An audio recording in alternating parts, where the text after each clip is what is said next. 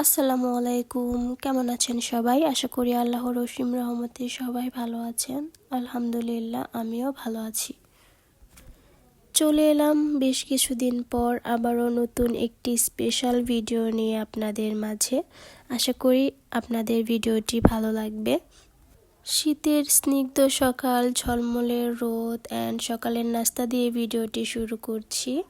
তো সকালে ঝটপট নাস্তা সেরে নিয়েছি। তো এখানে দুপুরের জন্য আমি সবজি আর লাউ শাক আর ইলিশ মাছ রান্না করব। এই তো এখানে আমি পেঁয়াজ মরিচ অ্যান্ড সবজি, ইলিশ মাছ তো সব কিছুই কেটে ধুয়ে পরিষ্কার করে নিয়েছি। তো এখন আমি দুপুরের জন্য রান্না বসাবো। এটা 16 ডিসেম্বরের ভিডিও। তো এই দিনটি আমাদের জন্য খুবই স্পেশাল। তো আবিহার আব্বু আসবে দেশের বাইরে থেকে। তো তার জন্য সকাল সকালই নাস্তা সেরে দুপুরে তাড়াতাড়ি রান্না শেষ করে নিয়েছি, কারণ এয়ারপোর্ট যেতে হবে। তো তার জন্য আবিহার আব্বু যে খাবারগুলো লাইক করে, তো আমি এখানে ওই খাবারগুলোই রান্না করে নিয়েছি। গত 3 দিন ধরে জার্নি করতেছে। তো এখানে আমি রান্না শেষ করে ফ্রেশ হয়ে নিয়েছি। তো দুপুরে 2টার দিকে বের হব, আবিহাকে খাইয়ে এবং আমরা খাওয়া দাওয়া করে বের হব। তো তার আগে রুমটাকেও একটু গুছিয়ে নিয়েছি। প্রিয়জনদের রেখে দেশের বাইরে থাকা অনেক কষ্টের।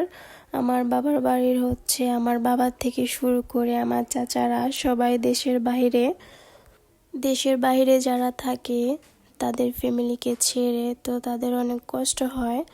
তো তাদের ফ্যামিলি যাতে ভালো থাকে, ভালো খাবার খায়, ভালো পোশাক পরে, তো তাদের এই ফ্যামিলির জন্য তারা অনেক কষ্ট করে যাতে তাদের ফ্যামিলি ভালো থাকে।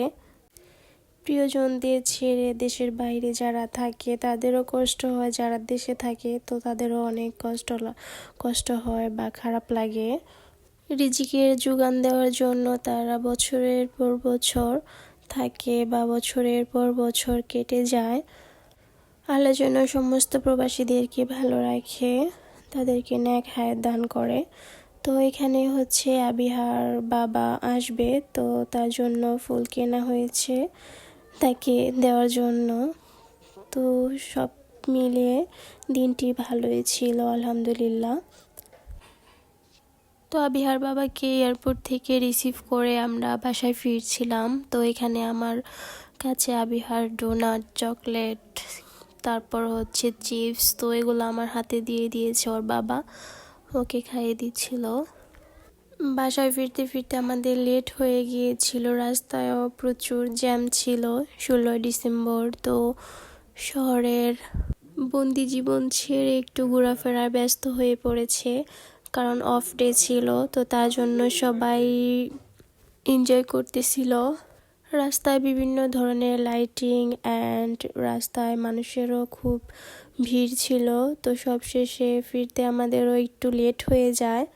আমাদের এয়ারপোর্ট থেকে বাসায় যেতে সর্বোচ্চ 40-45 মিনিট লাগে। তো এখানে আমাদের 3 ঘন্টার মতো লেগেছে। আমার ভিডিওগুলো যদি আপনাদের ভালো লাগে তাহলে অবশ্যই আমার চ্যানেলটিকে সাবস্ক্রাইব করে পাশে থাকবেন, কমেন্ট করতে ভুলবেন না। তো যাই হোক, এখানে সমস্ত কিছু এলোমেলো। তো সবাই ভালো থাকবেন, সুস্থ থাকবেন। পরবর্তী ভিডিওটি দেখার আমন্ত্রণ জানিয়ে শেষ করছি। আল্লাহ হাফেজ।